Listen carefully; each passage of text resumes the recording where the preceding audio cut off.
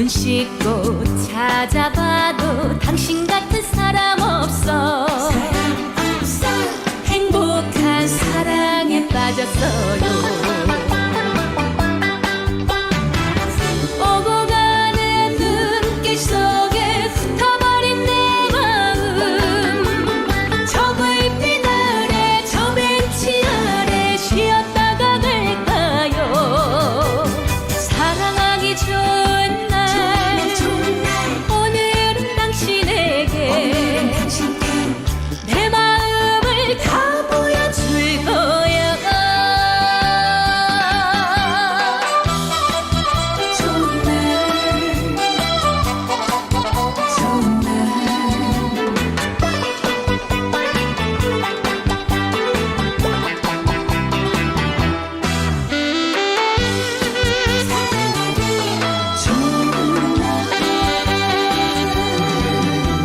사랑하기 좋은 날 사랑하기 좋은 날 오늘이 내 인생의 최고로 좋은 날. 눈, 코, 입, 옷, 맵시에 마음마저 내 이상형. 한 발짝 더 가까이 와주세요. 오고 가는 눈길 속에 흩어버린 내 마음. 저 불빛 아래 저 벤치 아래 쉬었다가 갈까요. 사랑하기 좋은 날 오늘은 당신에게 내 사랑을 꽉 채워줄 거야. 저 불빛 아래 저 벤치 아래 쉬었다가 갈까요. 사랑하기 좋은 날 오늘은 당신에게 내 사랑을 꽉 채워줄 거야.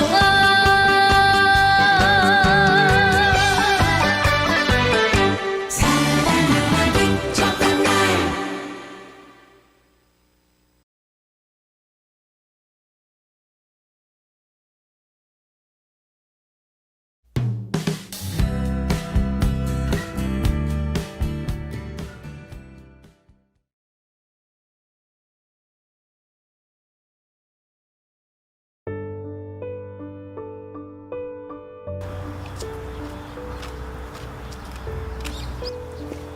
엄마, 내 언제 자전거 타는데 한 번도 안 넘어지고 탔다. 아버지가 안 잡아줘도 잘 갔다. 아버지가 말씀하시더라. 우리 용태이가 자전거를 안 넘어지고 잘 탔다 하더라. 엄마, 네. 내 나중에 좀 더 크면 엄마 내 뒤에 태우고 국내도 가고 미국도 가고 나중에 세계 여행도 같이 한번 하자. 나는 세상에서 자전거 타는 게 제일 좋다. 그래. 미국도 가고 일본도 가고 자전거 타고 멀리 다니자 아들. 엄마, 내 오늘 산수 100점 맞았다. 우와, 우리 아들 장하네. 다른 건? 국어는 95점, 도덕은 80점 정도 나왔다. 아들, 엄마가 눈 반드시 낫게 해줄 테니까 걱정하지 마. 잘 될 거야. 용기 잃지 말고, 알았지? 우리가 알았어. 새로운 도전을 해보는 거야, 알았지? 응.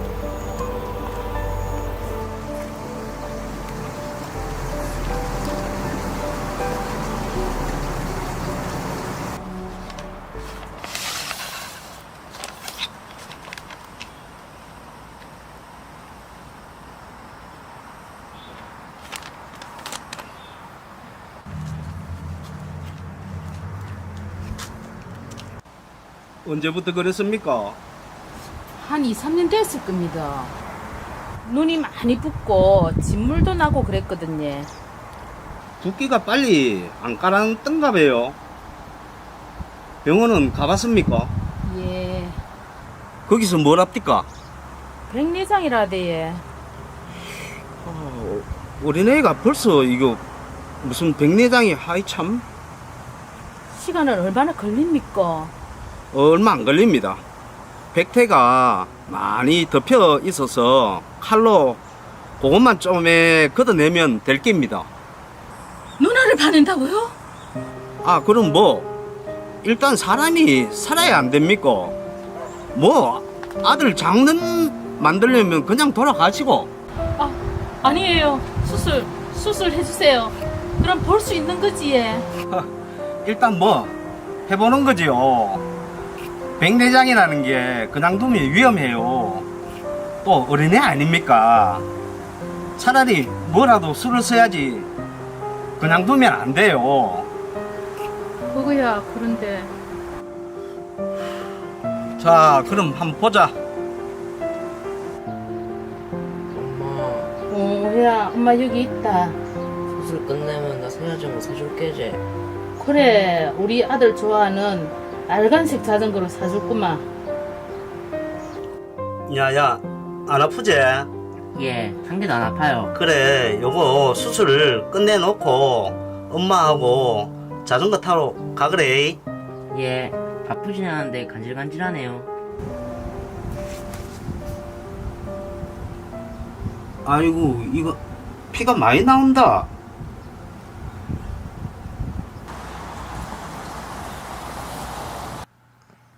엄마, 왜 아들? 나는 커서 기술자가 될 기다. 라디오도 고치고 자전거도 고치고 또 경운기도 고치고 그래서 세상에서 제일 똑똑한 기술자가 될 기다. 그래, 우리 아들 기술자 되면 좋지. 우리 아들이 기술자 되면 얼마나 좋겠노? 엄마, 우리 노래할까? 노래? 그래, 아들 노래하자. 무슨 노래 할꼬? 학교종 할까? 다른 노래는 없나? 엄마가 불러주면 되지. 엄마가 우리 아들 노래 하나 가르쳐 줄까? 가르치죠. 엄마야 누나야 강변 살자 노래는 반짝이는 금모래빛 빈문 밖에는 갈잎의 노래 엄마야 누나야 강변 살자. 너무 절망적이었습니다. 어디를 돌아봐도 의지할 곳이라고는 보이지 않았습니다.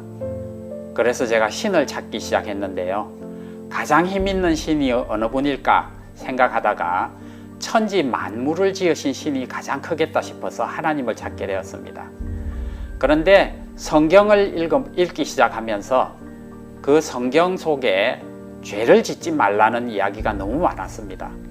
그러다 보니까 제 마음속에 죄의 짐이 날로 무거워졌습니다.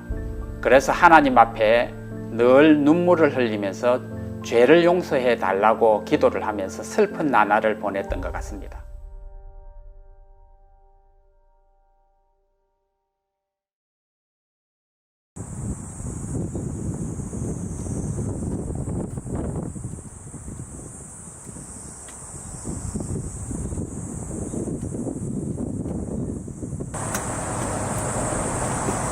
용택 씨 안녕하세요.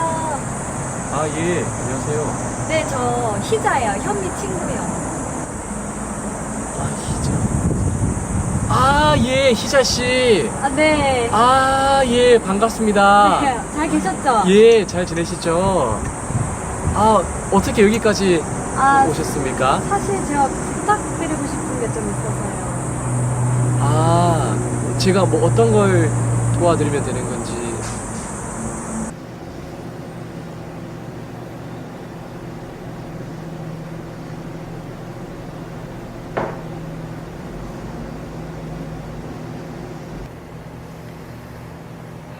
참 힘든 시간을 보내셨네요.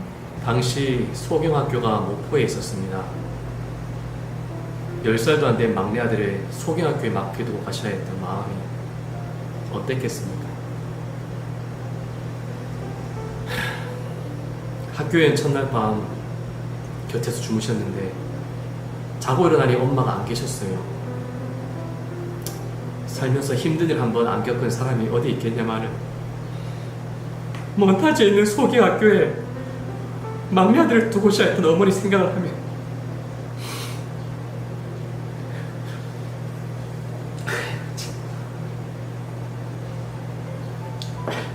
오래전 이야기인데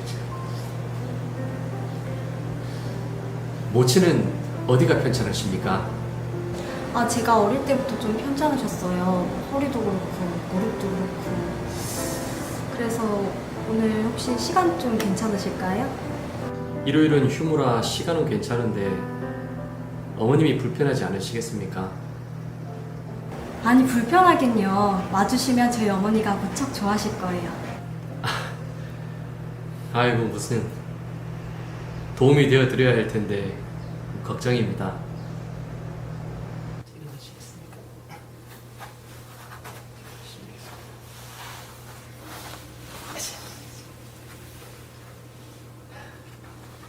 시간 나실 때마다 살살 따님이랑 걸어 다니시면서 산책도 조금 하시고 그리고 동네에서 어르신들과 대화도 나누시고 하시다 보면 근육이 많이 풀리실 겁니다. 아이고 용태이 총각이 와서 침도 놔주고 주물러주고 하니까 아픈 허리도 또 무릎 관절도 싹 나은 것 같네. 감사합니다. 아닙니다. 차라도 한잔 내어지. 네. 내가 희자에게 얼핏 듣기로 용태이 총각도 교회를 다닌다던데. 예, 어린 나이에 소경이 돼서 살다 보니까 참 누구에게 의지를 해야 될지 잘 모르겠더라고요. 평생 부모님만 의지할 수도 없고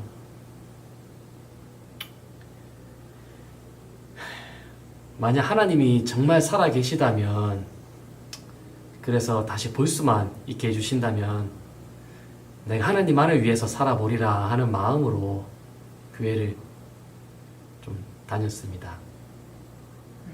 그랬구만. 근데 잘 모르겠습니다. 왜 내가 참 소경이 됐나 그런 것도 모르겠고 또 어떻게 이 죄사함을 또 받아야 되는지 참 그런 것도 고민이 되더라고요. 교회 다니는 사람들은 누구나 하는 그런 고민들 아니겠습니까? 그럼 용태이 총각은 죄인이겠네. 아이고 죄 없는 사람이 어디 있습니까? 그래 있지. 예? 죄가 없는 사람이 있다고요? 그래 안 그래도 내가 용태이 총각에게 복음 전하려고 기다리고 있었다 아이가. 오늘 침도 맞고 복음도 전하고 얼마나 좋노.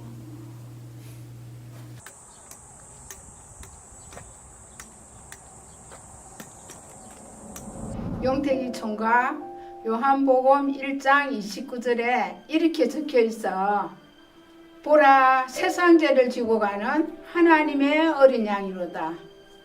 용태이 총각이 교회가 열심히 하나님을 위해 살아보려고도 하고 회개 기도도 하지만 여전히 죄가 있어. 용택 총각이 아무리 노력을 해도 용택 총각의 죄를 완벽히 해결할 수는 없어. 근데 성경에 세상 죄를 지고 가는 하나님의 어린 양이로다. 이 세상 죄는 모든 사람의 죄를 얘기하는 거야. 이 세상 죄를 박용택이라고 바꾸면 보라 박용택의 죄를 지고 가는 하나님의 어린 양이로다.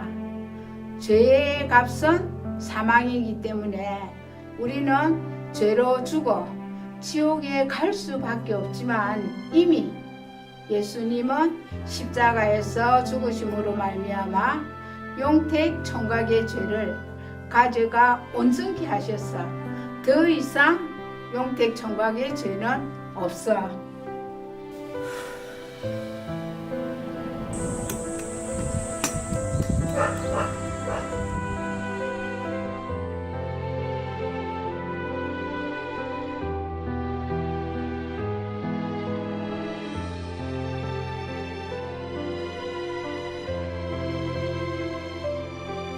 마음에 그동안 짓누르던 죄의심이 내려가니까 하나님 앞에 소망이 생기기 시작했습니다.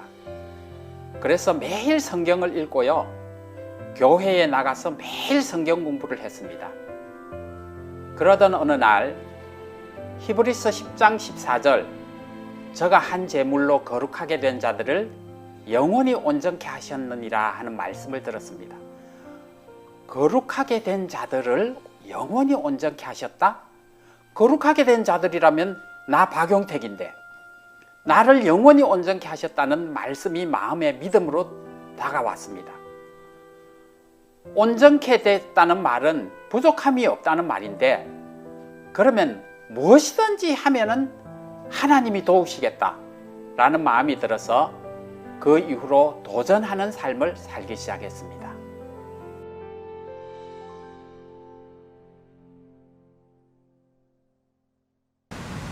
당신의 일에 나와서 바람도 쐬고 산책도 하이 참 좋으네. 저도요. 나는 당신이랑 있으면 참 좋다. 뭐가요? 내가 할 수 없는 것들이 많이 도와주고 또 채워주잖아. 당신 없이 이 험한 세상을 어떻게 살아갈까, 참 그런 생각하면 당신한테 참 고맙다. 나도 당신이 있어서 참 좋아요. 내가 뭐가 좋노? 나는 당신 얼굴도 안 보고 결혼했는데. 한 번씩 장모님이 생각난다. 귀하게 애지중지 키운 딸을 앞도 못 보는 사유한테 시집 보내는 부모 마음이 어떨까 싶으면서도 이 귀한 복음까지 또 전해주시고. 박서방, 우리 가족이 되어서 참 고맙네. 자넨 하나님의 사랑일세. 하고요? 늘 하시던 말씀이었지.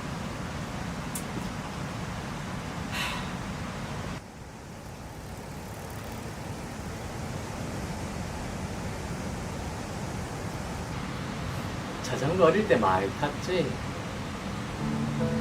앞에서 방향 잡아주던 친구가 논두렁으로 뛰어 들어간 줄도 모르고 거기가 길인 줄 알고 가다가 논두렁에 처박은 적도 있고, 또 앞에 마실 가던 어르신 뒤를 갖다 박아가지고 또 부모님이 찾아오셔가지고 막 손이 발이도록 빌고, 아이고. 그 뒤로는 막 겁이 나가지고 자전거를 아직 못 타고 있지. 근데 앞에 안 보이는데도 잘 탔네요. 어른이 되면 자전거 타고 읍내도 가고 전국 일주도 가고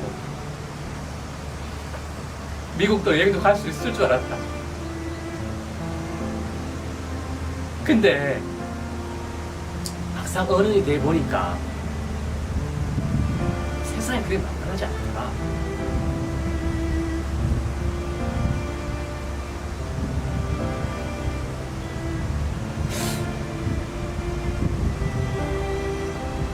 사람들 이야기한다. 앞도 못 보는 양반이 좋은 신부 만나가지고 결혼해서 아나고 잘 산다고. 근데 내 마음속에는 아직까지도 자전거 타고 친구들이랑 신나게 동네를 돌아다니던 그런 박용택이 아직 내 마음에 있다.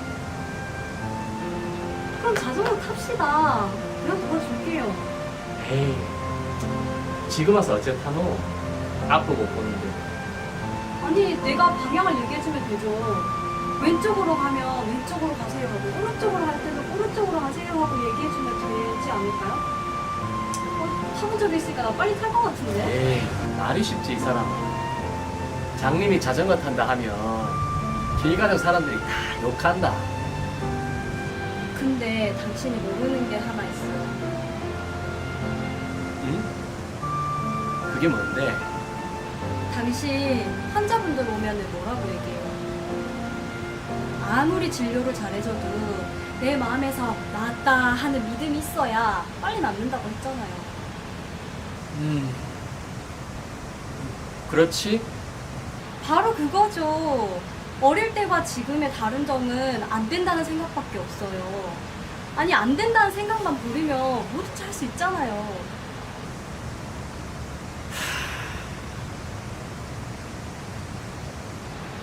아이 한번 해봅시다. 내가 뒤에서 당신 허리 잡고 왼쪽으로 갈 때는 왼쪽 두드리고 오른쪽으로 가야 할 때는 오른쪽 두드리고. 아이 그렇게 해보면 도저히 안 되면 그때 포기해도 늦지 않잖아요. 어?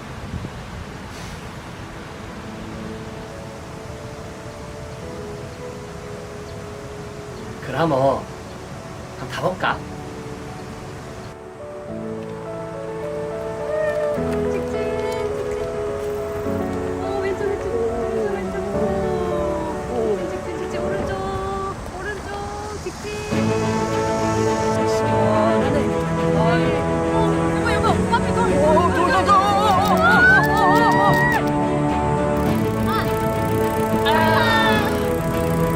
당신 괜찮나?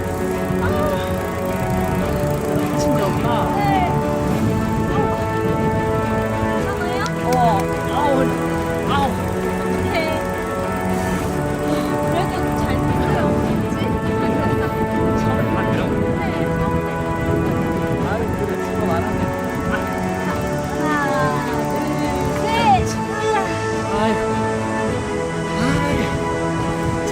그럼 한 번 더 가볼까?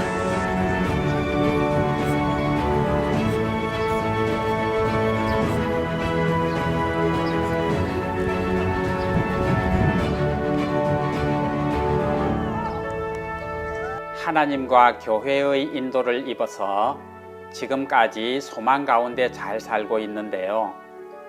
아내와 더불어서 자전거 타기를 했는데 하루에 100km까지 달리는 경지를 경험했습니다. 소문이 나서 SBS 세상에 이런 일이를 비롯해서 여러 방송에 출연을 하게 되었는데요. 그뿐만 아니라 척추 교정 일을 하나님이 하게 하셔서 많은 사람들이 저를 통하여서 치료를 받을 수 있도록 하셨습니다. 여러분들도 복음을 듣고 하나님의 은혜를 입으면 많은 일들을 하나님이 도우셔서 소망 가운데 살아가실 수 있으리라고 믿습니다. 감사합니다.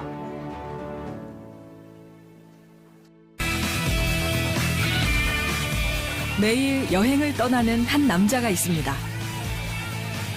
복면을 쓰고 두 눈을 가린 채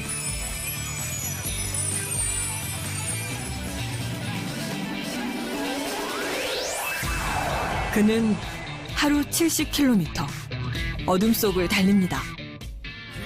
여기 완전 꽃길이에요, 꽃길. 노란색하고 흰색하고 조화가 너무너무 잘 됐어.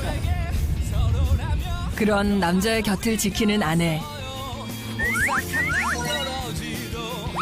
아내가 등 뒤에서 함께 해준다면 그는 세상 어디라도 못 갈 곳이 없습니다.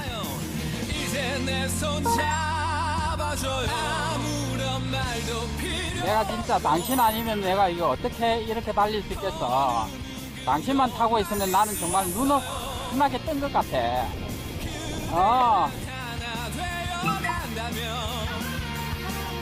누가 뭐래도 사람이 꽃보다 아름다워.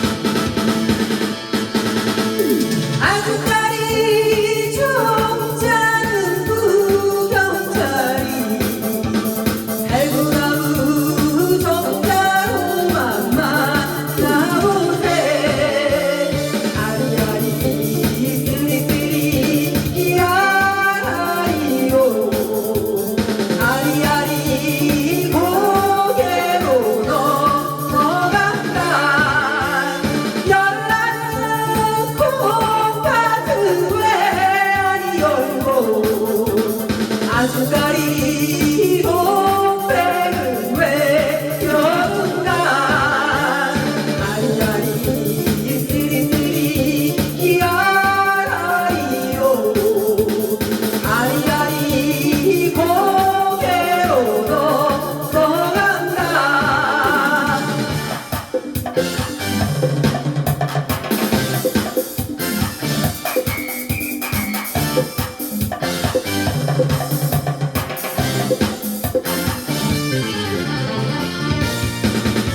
아리아리 띠리띠리 이아라이요 아리아리 고개로 넘어간다 아리랑 고개 아주마 들리고 정든 이 오기만 기다린다 아리아리 띠리띠리 이아라이요 아리아리 고개로 넘어간다 아리아리 띠리띠리 이아라이요 아리아리 고개로 넘어간다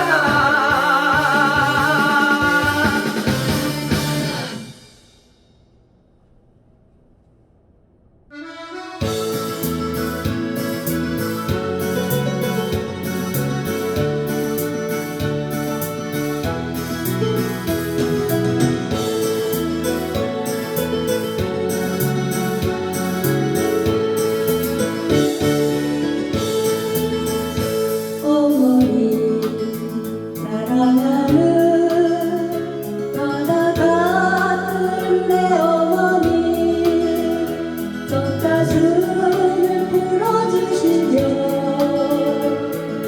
생명을 주신 뼛속까지 사랑 주고 당신 아픔 모르시다 내가 되어 하늘 높이 사랑만 남기고 가셨네 마른 손이 갈라지고 잔주름이 커가도 아이는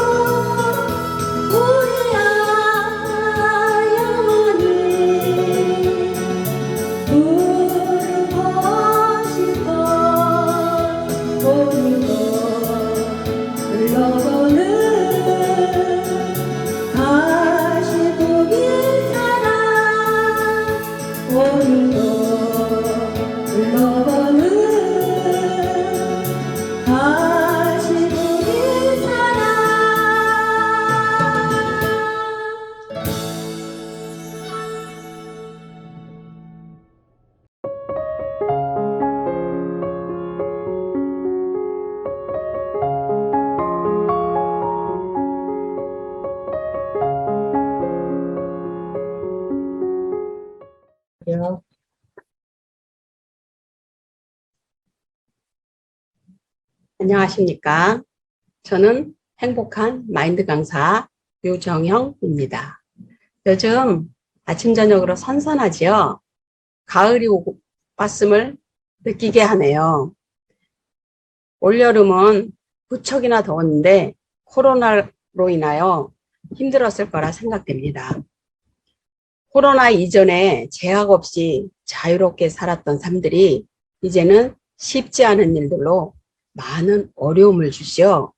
그래도 이렇게 여러분을 만날 수 있어서 감사하네요.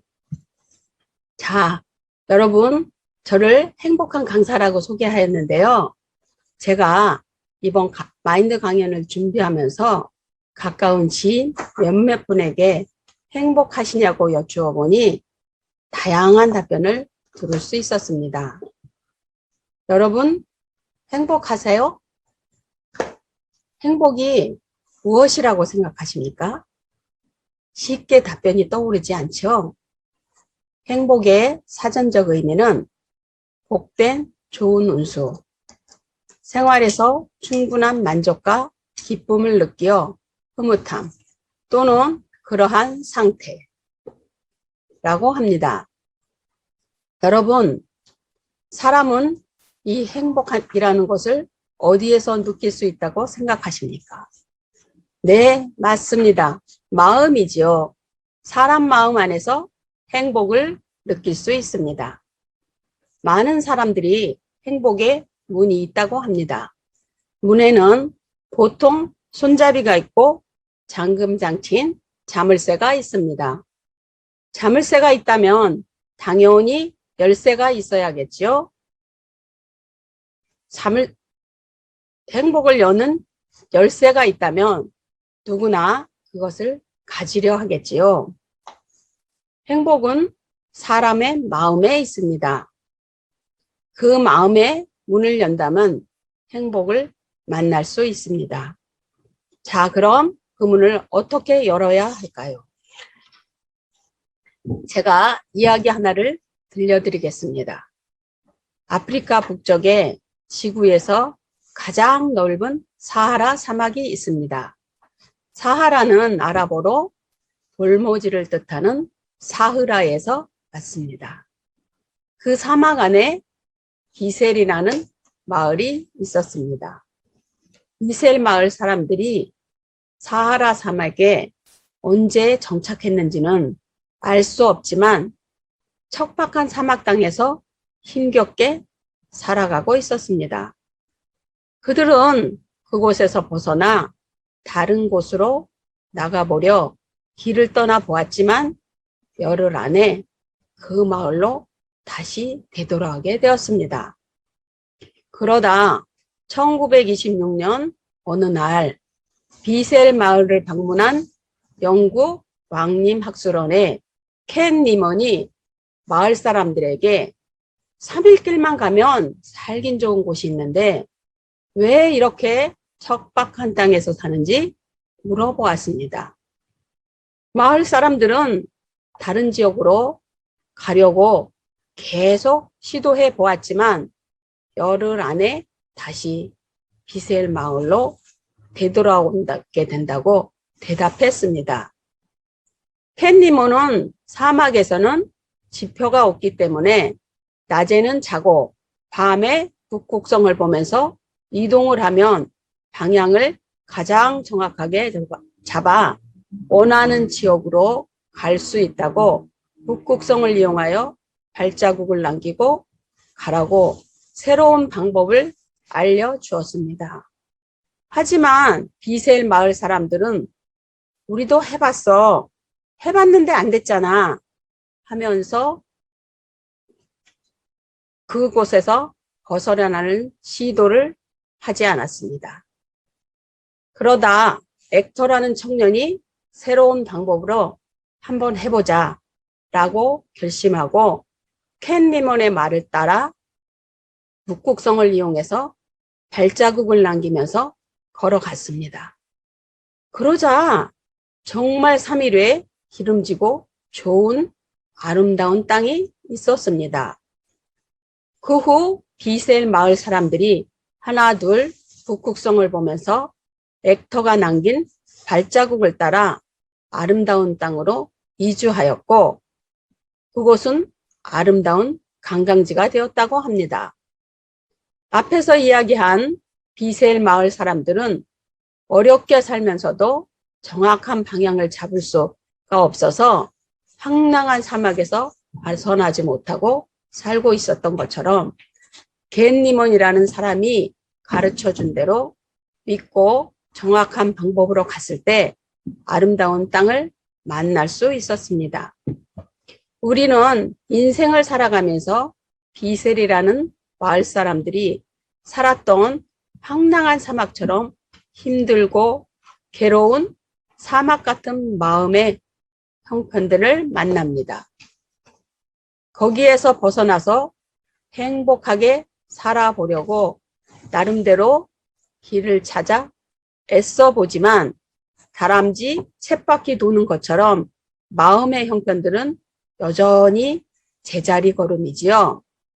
하지만 이러한 삶에서 벗어나는 정확한 방법이 있습니다. 자, 여러분 소개시켜드릴 젊은 부인의 이야기가 있는데요. 같이 동영상을 보실까요? 20대 초반 때 이렇게 우연히 어려업을 시작을 하면서 이렇게 큰 돈을 벌게 되었습니다. 그리고 계속 끊임없이 계속 큰 돈을 큰 실패 없이 벌었는데요. 그러다 보니까 평범하지 않는 그런 삶을 살게 되었습니다. 그런 와중에 저희 친구들과 이렇게 무당집을 가게 되었는데요. 그 무당이 저에게 하는 말이 제가 우리 집안에 이런 신줄이 있어서 그 조상을 잘 섬겨야만 내 사업이 번창을 하고 이렇게 도와주고 이렇게 조상을 섬기지 않으면 참 제 앞길이 막히고 실패를 본다고 하는 거예요. 그렇게 해서 매달 매년 그렇게 굿을 수십 차례 하는 시간들을 18년을 하면서 저는 살아왔습니다. 그렇게 해서 뭐 최고급 아파트에 최고급 외제차에 명품에 막 활락을 즐기는 이런 사람들 틈 안에서 이렇게 남들은 이렇게 보면 너무너무 부럽다고 그러고 그런 삶을 살았지만 사실은 제 마음에 정말 끊임없는 정말 잠을 이룰 수 없는 고통이 늘 있었습니다. 정말 수면제를 먹고 우울증 약을 먹어야만 했고요. 그것을 벗어나려고 이렇게 몸부림을 치는 그런 시간들이 저에게는 끊임없이 왔었습니다. 그래서 그런지 결혼을 해도 2년 만에 이렇게 파경을 맞고 이렇게 이혼을 하고 참 이렇게 수면제 없이는 잠을 이루지 못하고 그나마 수면제를 먹고 잠깐 잠이라도 들라치면 막 귀신 소리가 저를 잠을 깨워가지고 5분도 채 못 자고 늘 일어나는 날이 태반이었거든요. 그렇게 잠 못 자고 귀신 소리에 시달리다 보니까 극심한 스트레스가 많이 찾아올 때가 있어요. 그러면은 어김없이 진짜 죽고 싶은 마음이 오거든요. 아, 내가 이렇게 해서 꼭 살아야 되나. 막 그런 마음이 이렇게 휘감는데 제가 죽지 못하는 이유가 저에게 어린 딸이 하나 있었습니다. 그 애만큼은 저처럼 불행하게 말고 정말 행복하게 그래도 커가는 거를까지는 제가 해주고 싶었거든요. 정말 수많은 죽고 싶다는 마음이 찾아왔지만 그래도 딸을 위한 마음이 컸어서 그랬는지 그 죽음의 고비를 많이 넘겼습니다. 제가 이렇게 가을, 겨울이 되면 좀 그 당시에도 우울감이 되게 심했는데 2012년도 그때도 가을이었어요.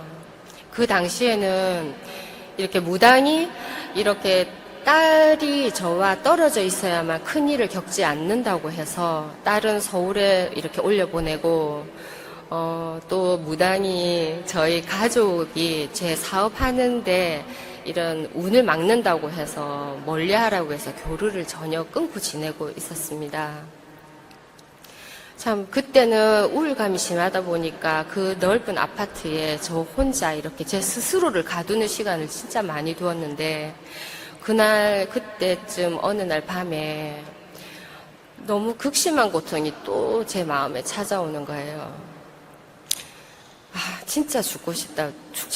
딸 때문에 죽지도 못하면서 또 죽고 싶다는 이제 습관적으로 하는 거예요. 그런데 이상하게 그날은 제 그 뱉어낸 생각에 누가 대답을 해주는 거예요. 너 많이 힘들지? 이제 그만 쉬어도 돼. 그러면 딸은? 이렇게 하니까 아니 딸 그 정도면 많이 컸잖아. 그리고 너네 엄마 돈 좋아하니까 아파트 한 두어 채 남겨놓으면 딸 키워줄 거야. 그런가? 아니 이때까지 십몇 년을 딸 때문에 죽고 싶어도 못 죽고 산다고 생각을 했는데 그 문제가 해결이 되니까 죽고 싶은 마음이 강하게 오는 거예요. 그런데 그 음성이 거기서 끊이지 않고 그때부터 되게 빠르게 얘기를 하는 거예요. 그래, 너는 그동안 진짜 고생 많이 했어. 너는 평안하게 쉬어도 돼. 그럴 자격이 충분해. 그냥 이제는 끝을 내는 거야. 고통에서 끝나는 거야. 이렇게 뛰어내리면 그 순간 이제는 이 고통에서 벗어나는 거야. 끝이야. 이제 그 음성이 그렇게 이렇게 홀린 듯 따뜻할 수가 없는 거예요. 근데 그 음성을 따라서 저도 제 발걸음이 창가 쪽으로 다가가는 거예요. 진짜 떨어지기 일보 직전에 그냥 제 몸을 던지려고 했어요. 근데 그때 천둥 같은 생각이 머리를 치는 듯한 생각이 하나 딱 드는 거예요. 그게 뭐냐면 얼마 전에 친한 언니가 정말 이유도 없이 자살을 했어요. 죽을 수 없는 언니가. 영상 잘 보셨나요? 주인공 김주원 씨는 젊은 나이에 사업이 너무나도 잘 되어서 엄청나게 많은 돈을 벌었습니다. 여러 채의 집이 있었고 명품으로 치장을 하고 고급 아파트에서 딸과 어머니와 함께 풍족하게 살았습니다. 모두가 부러워하는 행복한 삶을 살고 있는 것 같았지만 실제 그 삶은 불안과 두려움에 수면제 없이는 하룻밤도 잠을 잘 수 없는, 원인을 알 수 없는 고통에 시달리고 있었습니다. 그 고통스러운 불행한 삶에서 벗어나 행복한 삶을 살고 싶어서 무당을 찾아가 의지하고 무당이 가르쳐주는 방법대로 하였지만 사랑하는 딸과 가족들과 떨어져 혼자 지내야 했습니다.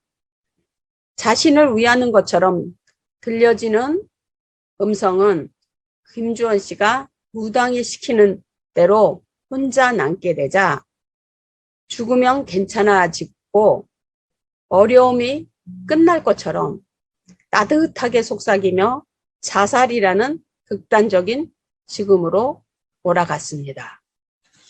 김주원 씨가 행복을 위해서 선택한 방법은 진정한 행복을 여는 열쇠가 아니었습니다. 김주원 씨에게 행복의 문을 여는 만능 열쇠는 하나님을 만나는 것이었습니다. 사람의 마음에는 원치 않는 방법으로 끌고 가는 어떤 힘이 존재합니다.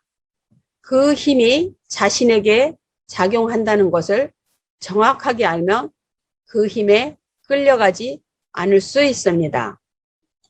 마음의 세계는 눈으로 볼 수 없지만 물질 세계보다 훨씬 더 정확한 법칙이 있어서 조금씩 마음의 세계를 배워나가면 불행에서 벗어나 행복한 삶을 살아갈 수 있습니다. 삶의 변화를 추구하는 과정에서 어떤 마음을 받아들이냐가 중요합니다. 다른 두 마음이 하나로 합쳐지는 것을 믿음이라고 합니다. 누구나 하나님의 마음과 연결되면 하나님의 능력, 지혜, 평안, 기쁨, 사랑을 흘러받을 수 있습니다. 전기가 전선을 타고 흘러들어가 운동력을 일으키듯이 여러분 마음에 연결되는 가정을 통해 새로운 역사가 일어나는 것입니다. 여러분, 예수님이 우리에게 주시고자 하는 마음은 무엇일까요? 예수님이 주시고자 하는 마음에 대해서 이야기해 드리겠습니다. 여러분, 소풍 가서 보물찾기를 해보신 적이 있으신가요? 보물이 어디에 숨겨져 있는지 알면 쉽게 찾아서 선물을 받을 수 있지요. 이렇듯 하나님께서는 제가 어디에 숨겨져 있는지, 어디에 기록되어 있는지 성경을 통해서 자세히 말씀하고 계십니다. 예레미야 17장 1절에 유다의 죄는 금강석 끝 철필로 기록되되 그들의 마음판과 그들의 단불에 새겨 적거늘. 인간의 죄는 두 군데 기록되어 있습니다. 하늘나라 성전의 단불과 우리 마음판에 기록되어 있습니다. 사람은 자기 마음을 보면서 죄가 많다, 적다 라고 말합니다. 그러나 하나님께서는 번제단 뿔을 보시고 죄가 있다, 없다 말씀하십니다. 레위기 4장 28절에서 31절의 말씀같이 이스라엘 백성이 죄를 지으며 희생양을 가져와서 그 머리에 안수를 합니다. 그러면 그 사람의 죄가 양에게 넘어가서 죄의 싹은 사망이기 때문에 그 사람을 위해서 양은 죽어야 합니다. 양이 죽으면서 흘린 피를 그릇에 받아 번제단 뿔에 바릅니다. 하나님께서는 이를 도말이라고 하셨는데 도말은 뭔가를 발라서 깨끗하게 했다는 뜻을 가지고 있습니다. 벽이 더러우면 페인트 칠을 해서 깨끗하게 하는 것을 보았을 것입니다. 이를 도말이라고 합니다. 번제단 뿔에 죄가 낱낱이 기록되어 있습니다. 우리는 그 죄 때문에 심판을 받아야 하지만 어린 양이 흘린 그 피가 그곳에 발라지면서 그 사람이 지은 죄가 깨끗하게 사해집니다. 하나님은 그 피를 보시면서 죄를 기억치 아니하셔서 죄가 없다고 말씀하시고 우리가 속죄함을 받을 수 있습니다. 이와 같이 우리가 죄의 심판을 받아야 하는데 이 땅에 내려오신 예수님이 십자가에서 흘리신 그 피를 이 땅의 번제단 단불에 바르지 않으셨습니다. 예수님께서는 영원한 속죄를 위해서 오셨기 때문에 이 땅에 있는 단불은 사람이 죄를 지을 때마다 제사를 드려야 하지만 하늘나라에 있는 단불은 영원한 속죄를 하기 위한 것이기 때문에 예수님의 피를 한 번만 바르면 됩니다. 그리고 피가 사라지지도 않고 누구도 지울 자도 없습니다. 기간은 영원한 속죄를 하셨다고 말씀하고 있습니다. 여러분 자신을 쳐다보지 말고 하늘나라 성소에 피가 발라졌다는 말씀을 듣는 순간 여러분 마음에도 내 모든 죄가 이미 영원히 깨끗하게 씻어졌구나. 하나님께서 여러분을 심판하시려고 해도 죄가 기록된 장소를 죄가 이미 다 사해지고 예수님의 피가 발라져 있기 때문에 더 이상 심판하실 수 없습니다. 저가 한 제물로 거룩하게 된 자들을 영원히 온전케 하셨느니라. 이제는 더 이상 죄 때문에 고민할 필요가 없습니다. 하나님께서 예수님으로 말미암아 우리를 영원히 온전케 하셨습니다. 예수님의 마음과 우리의 마음이 연결이 되어서 우리의 모든 어려운 형편, 마음의 문제를 해결해 주시길 원하십니다. 여러분 모두 행복의 문을 여는 만능 열쇠이신 예수님과 마음이 연결되어서 행복한 노년의 삶을 사시길 소망합니다. 감사합니다.